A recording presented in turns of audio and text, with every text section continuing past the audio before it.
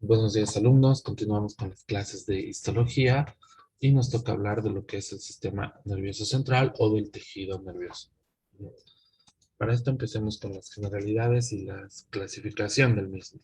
Vamos a clasificar al sistema nervioso desde un punto de vista anatómico en un sistema nervioso central y un sistema nervioso periférico, y desde un punto de vista funcional en sistema nervioso somático y un sistema nervioso autónomo. Para un poco conceptualizar lo que es el tejido, el sistema nervioso, es aquel que permite al organismo que responda a los cambios continuos, ya sea vinculables a su medio externo e interno, y controla e integre las actividades funcionales de los órganos y los aparatos. Como dijimos, desde un punto de vista anatómico, vamos a clasificarlo en un sistema nervioso central, que consiste en el encéfalo, la médula espinal, contenidos de la cavidad craneana, el conducto vertebral respectivamente, ¿no? Y el sistema nervioso periférico, que está compuesto, constituido por nervios craneanos, raquídeos periféricos, que conducen impulsos del sistema nervioso central, que serían los nervios eferentes o motores, o hacia él, que serían los nervios aferentes o sensitivos. Desde un punto de vista funcional, vamos a clasificar al sistema nervioso en un sistema nervioso somático, o también conocido como un sistema nervioso de la vida o de la relación, que consiste en las partes somáticas del sistema nervioso y del sistema nervioso periférico. O sea, va a proveer una inervación motora y sensitiva a todo el organismo, exceptuando lo que son el músculo liso y las glándulas. Y un sistema nervioso autónomo o vegetativo, que está formado por las partes motoras del sistema nervioso central y del sistema nervioso periférico. Este va a proveer inervación diferente o motora o involuntaria, como por ejemplo al músculo liso y al sistema de conducción del corazón o sistema cardionector, como también se conoce, y a las glándulas.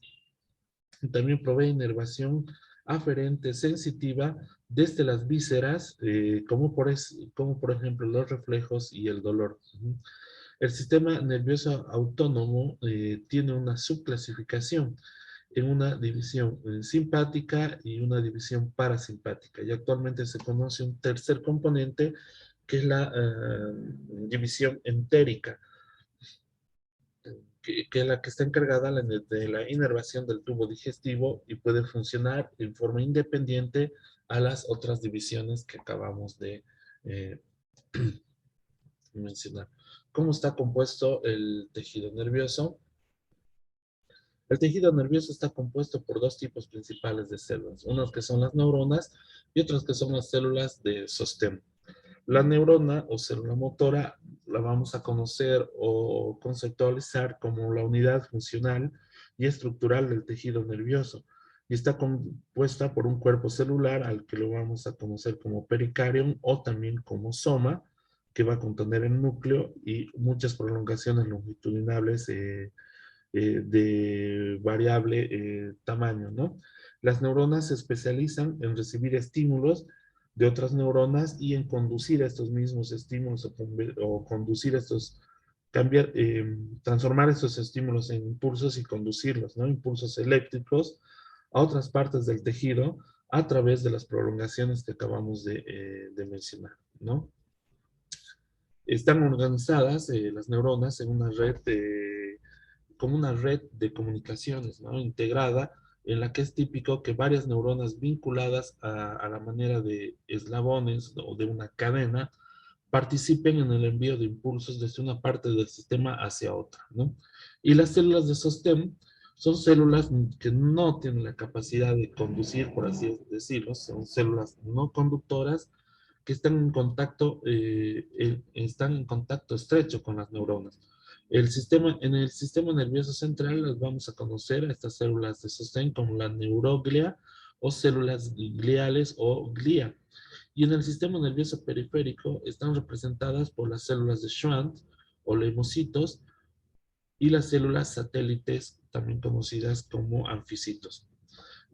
Esto va a tener obviamente por así decirlo, su descripción aparte, vamos a conocer la estructura de las mismas, ¿no? Las células de Schwann son las que rodean las prolongaciones axónicas de las neuronas y las aíslan de las células y la matriz extracelulares contiguas, ¿no? Y, por ejemplo, en los ganglios del sistema nervioso periférico, las células de sostén se denominan, como acabamos de decir, células satélites o anficitos que rodean a los somas neuronales eh, y son sus análogos a lo que serían las células de Schwann, ¿no? Ahora, ¿cuáles son la funcionalidad de estas células de sostén? Como su nombre lo dice, van a proveer un sostén físico o protección de las prolongaciones neuronales. También van a servir para el mecanismo de intercambio metabólico entre los vasos sanguíneos y las neuronas. Ahí juega un papel muy importante, como así también en el aislamiento eléctrico para los somas y las prolongaciones neuronales. Ahora, para describir las neuronas, pero antes de entrar a esto, también otro concepto que nos tiene que quedar claro es que la parte autónoma del sistema nervioso va a ser la que regula la función de los órganos internos, como por ejemplo el músculo liso, cuya contracción modifica el diámetro y la forma de las estructuras tubulares de las vísceras huecas, por ejemplo, o de los vasos sanguíneos, o las células de las fibras de Purkinje o del sistema de conducción del corazón, ¿sí? Cuya frecuencia inherente de despolarización regula el ritmo de contracción y del músculo cardíaco, ¿no? O puede modificarlo. Y también del epitelio glandular, en la que puede modificarse la síntesis, la composición y la liberación de sus respectivas secreciones. Ahora, para hablar de las neuronas, ya hemos dicho que la vamos a conocer con la unidad estructural y funcional del sistema nervioso. El sistema nervioso humano contiene alrededor de 100.000 millones de neuronas, aunque exhiben la mayor variación en cuanto a forma y tamaño con respecto a cualquier otro grupo o otro tipo de tejido, otro tipo de célula del organismo, ¿no? Las neuronas se pueden también clasificar en tres, como podemos ver acá: neuronas sensitivas, motoras o neuronas intercalares o también conocidas como interneuronas. Las neuronas sensitivas son los que transmiten los impulsos desde los receptores hasta el sistema nervioso central. Las prolongaciones de estas neuronas están incluidas en las fibras nerviosas aferentes somáticas y aferentes viscerales. Entonces, las neuronas sensitivas van a tener fibras aferentes somáticas y aferentes viscerales, ¿no? Las fibras aferentes somáticas transmiten la sensación, por ejemplo, de dolor, temperatura, tacto, presión desde la superficie corporal. Además, estas fibras transmiten el dolor y la propicepción, que la propicepción es la percepción de los movimientos y de la posición del cuerpo. Y las fibras aferentes viscerales van a transmitir los impulsos de dolor y otras sensaciones de las membranas mucosas, las glándulas y los vasos sanguíneos. Las fibras motoras que transmiten impulsos desde el sistema nervioso central a los ganglios, desde el sistema nervioso central o los ganglios hacia las células efectoras. Las prolongaciones de esas neuronas están incluidas en lo que son las fibras aferentes viscerales y las fibras eferentes somáticas.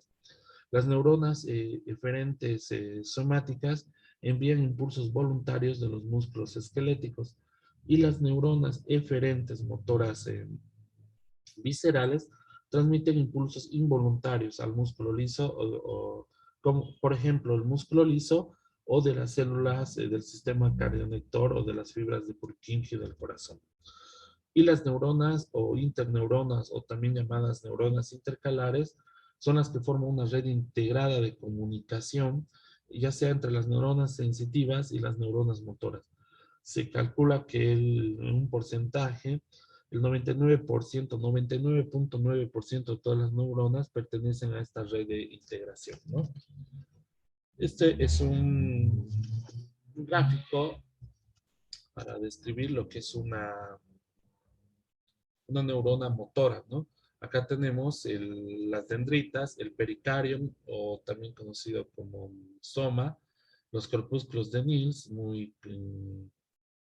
en mucha abundancia en este tipo de células, ya vamos a describirlos. El nucleolo, vemos que una parte de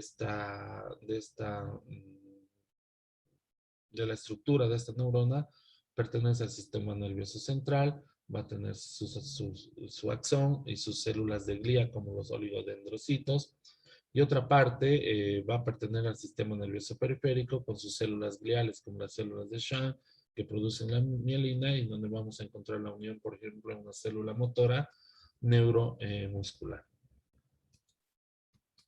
Entonces, los componentes funcionales de una neurona comprenden el cuerpo, también conocido como pericardio o soma, el axón, las dendritas y los contactos que tienen con otras neuronas, conocidos también como contactos sinápticos. El cuerpo soma o también pericardio de una neurona contiene el núcleo, los organelos, las prolongaciones que se extienden desde el cuerpo, desde el soma, constituyen la única característica estructural común en todas las neuronas. O sea que la mayoría de las neuronas tienen un solo axón. En general, la prolongación más larga que transmiten los impulsos desde el soma neuronal hacia una terminación especializada conocida como sinapsis. Una neurona suele tener muchas dendritas o que son prolongaciones más cortas, como podemos ver en el gráfico, que transmiten impulsos desde la periferia hacia el soma neural. Como podemos ver también en el gráfico, según la cantidad de prolongaciones que se extienden desde el cuerpo neuronal, las neuronas pueden clasificarse en neuronas multipolares, neuronas bipolares y neuronas unipolares. Las neuronas multipolares son las que tienen un axón y dos dendritas o más dendritas, ¿no? O sea, multipolares tienen un axón, pero más de dos, por así decirlo, dendritas. Las neuronas bipolares, que son las que poseen un axón y una dendrita. Y las neuronas unipolares, o que también se conocen como pseudo-unipolares, son las que tienen una prolongación, que es el axón, que se divide cerca del soma neuronal en dos prolongaciones largas. La amplia mayoría de las neuronas unipolares están ubicadas en los ganglios raquídeos y en los ganglios de los sistemas de los nervios craneanos, ¿no?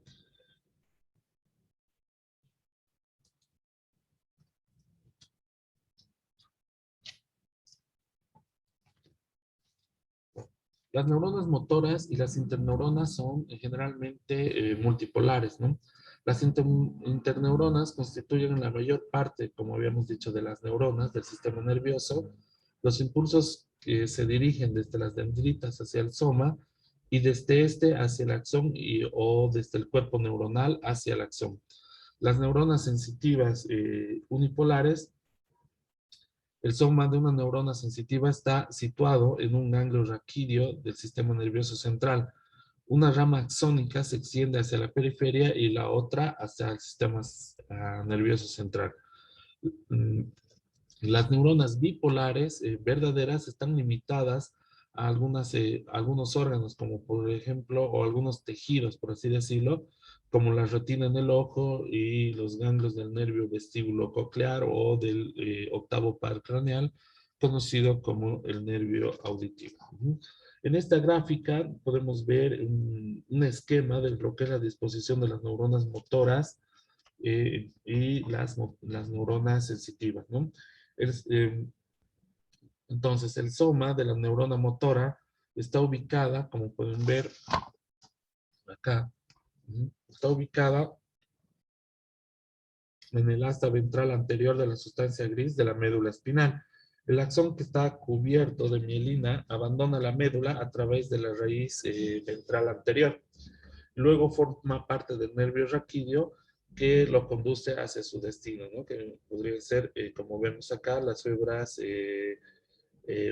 musculares estriadas esqueléticas. Ahora, si hablamos de la neurona sensitiva, transmiten señales desde los receptores de la piel, como podemos ver acá, corpúsculo de Pacini, que viajan por el nervio raquídeo y se introducen también en la médula espinal a través de la raíz dorsal, ¿no? Como podemos ver acá. La neurona sensitiva a través de la raíz dorsal.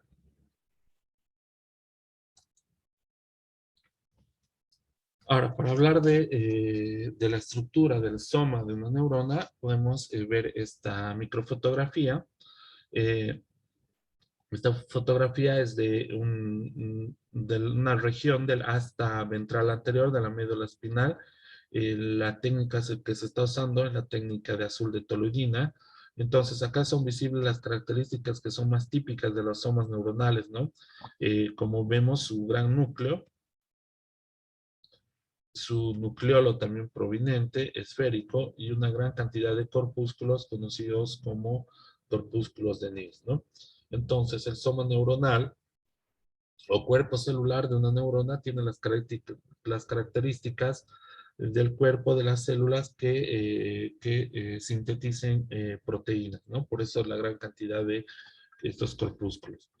Eh, el soma también se puede conocer con el nombre de pericardio. Es la región como por así decirlo, dilatada de la neurona que va a contener un núcleo grande con un nucleolo prominente, como podemos ver. Si usaríamos técnicas de microscopía electrónica o de transmisión, en el citoplasma perinuclear se ve una gran abundancia de retículo endoplásmico rugoso y ribosomas libres, ¿no? Una característica que concuerda con su gran actividad al sintetizar proteínas. En la microscopía óptica, el contenido ribosómico aparece en forma de pequeñas granulaciones o conocidas también como corpúsculos de Nils, que se tiñen intensamente con algunos colorantes básicos como la tionina o el azul de toluidina. Cada corpúsculo de Nils corresponde a un rímero de retículo endoplásmico rugoso, ¿no? El citoplasma perinuclear también contiene muchas mitocondrias y un gran aparato de Golgi alrededor del núcleo. Los lisosomas también va a contener una gran cantidad de lisosomas, microtúbulos y neurofilamentos, que no son más que filamentos intermedios y vesículas de transporte e inclusión. Los corpúsculos de Nils o estos rímeros de ribosoma o del retículo endoplásmico rugoso, eh, también se tiñe intensamente con estos colorantes básicos que acabamos de mencionar, ¿no? Eh, entonces, estos corpúsculos de Nils o ribosomas libres y a veces incluso el aparato de Golgi se extienden dentro de las dendritas, pero nunca las vamos a encontrar dentro del axón, que es también una característica estructural de las neuronas, ¿no?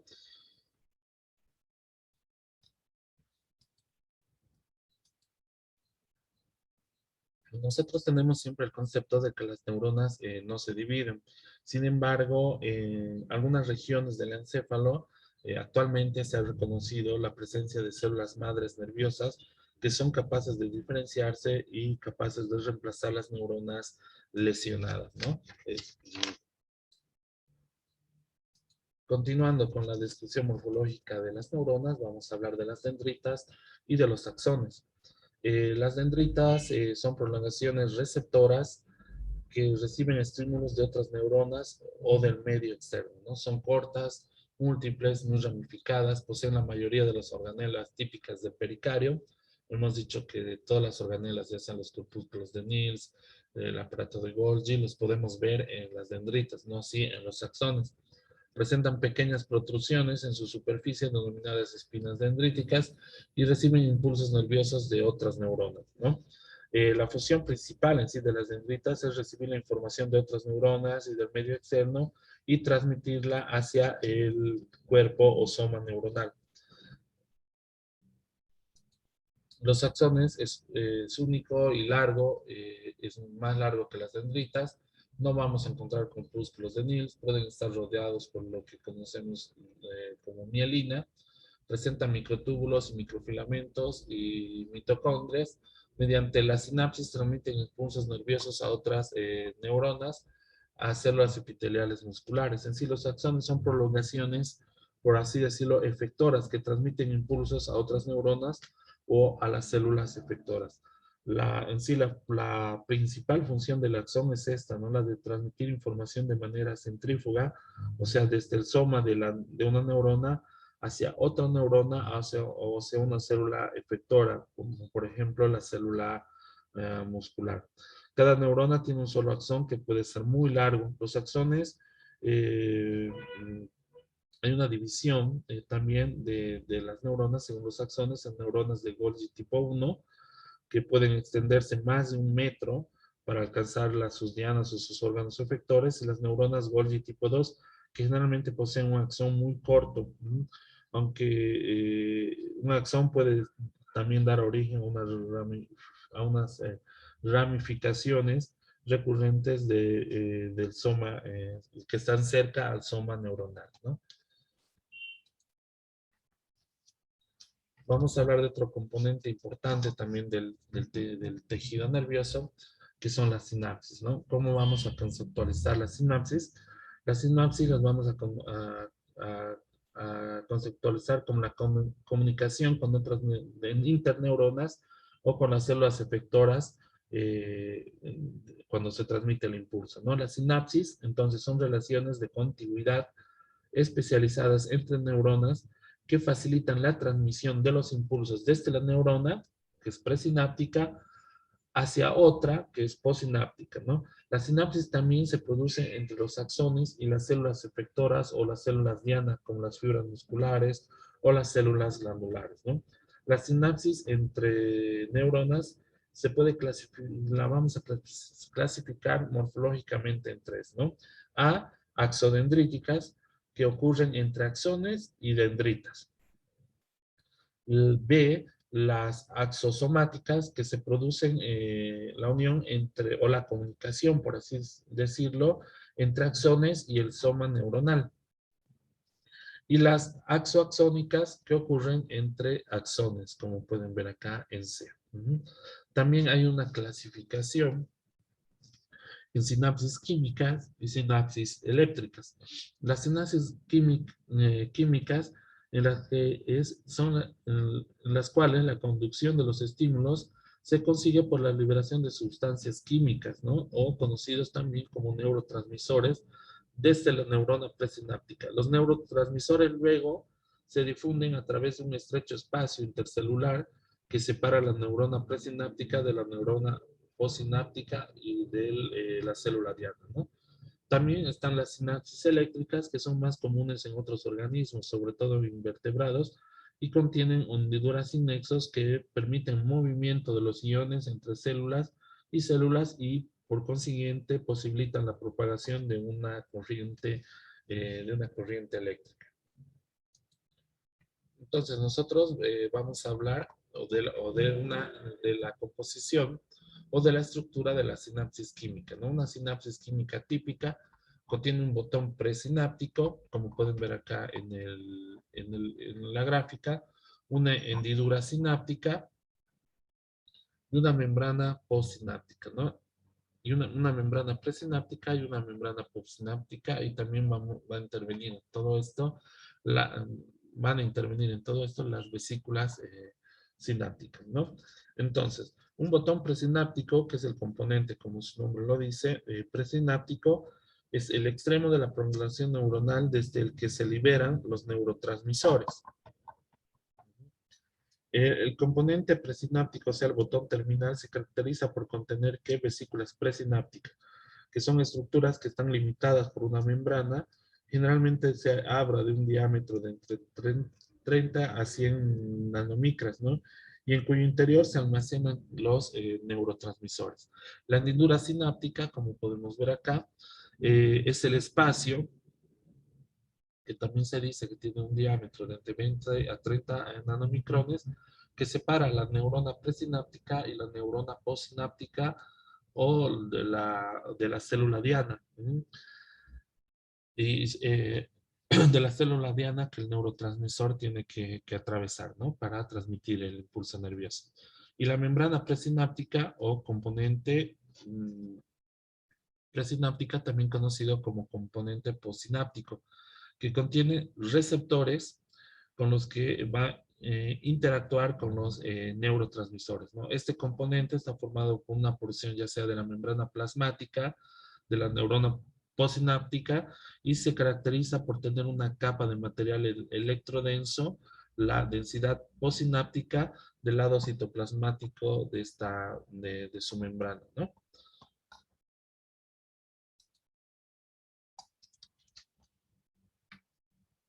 Esto nos sirve para graficar, como acabamos de mencionar, la estructura de la sinapsis, ¿no?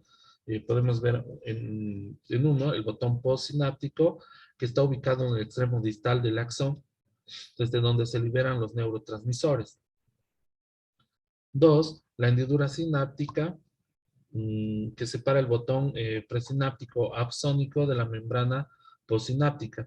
Y tres, la membrana postsináptica la membrana postsináptica de las dendrita, que con frecuencia se caracteriza por poseer una densidad, como que habíamos mencionado, una densidad postsináptica que contiene receptores con afinidad para los neurotransmisores, ¿no?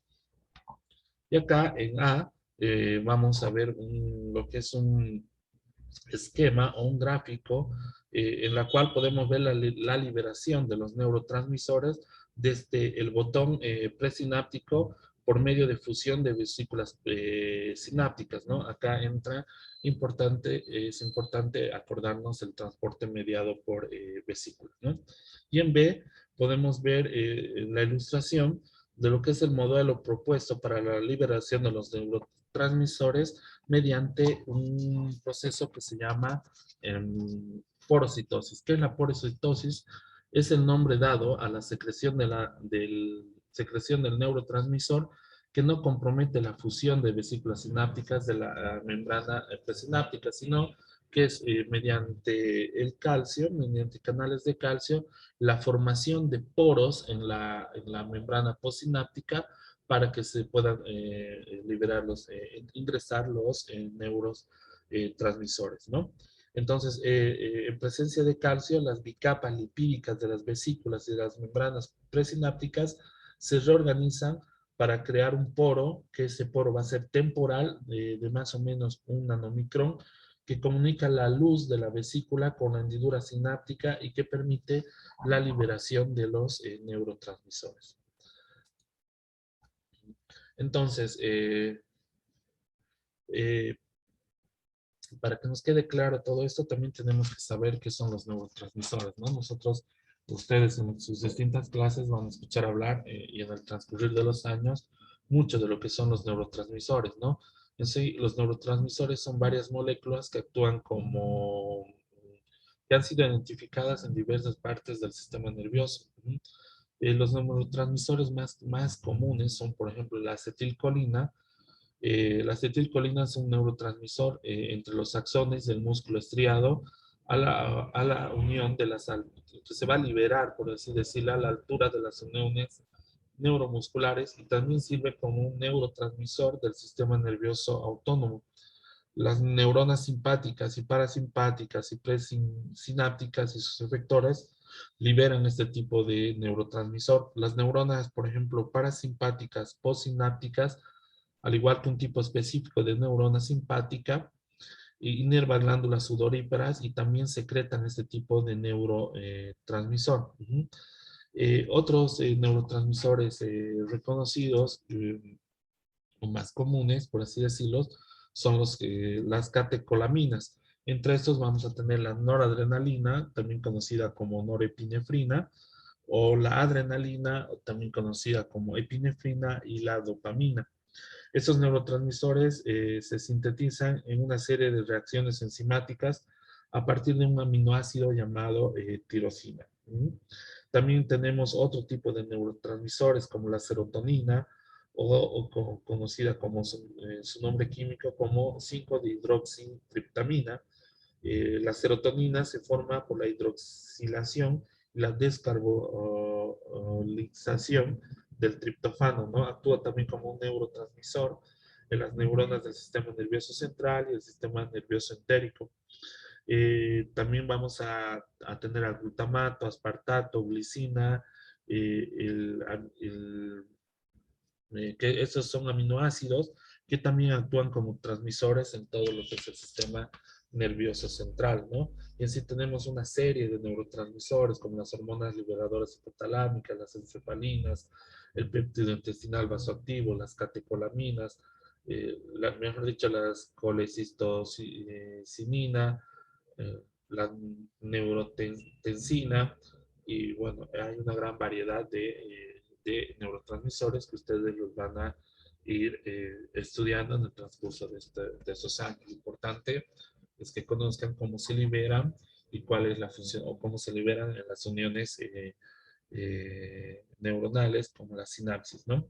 Eh, entonces, bueno, hasta aquí el video de hoy. Eh, como comentarios en los videos para mis alumnos de este video, quiero que me dejen el concepto de lo que es el sistema de transporte axónico y en qué consiste el transporte anterógrado y en qué consiste el transporte retrógrado, ¿no? Hablando exclusivamente del sistema de transporte axónico. Muchas gracias por su atención y buenos días.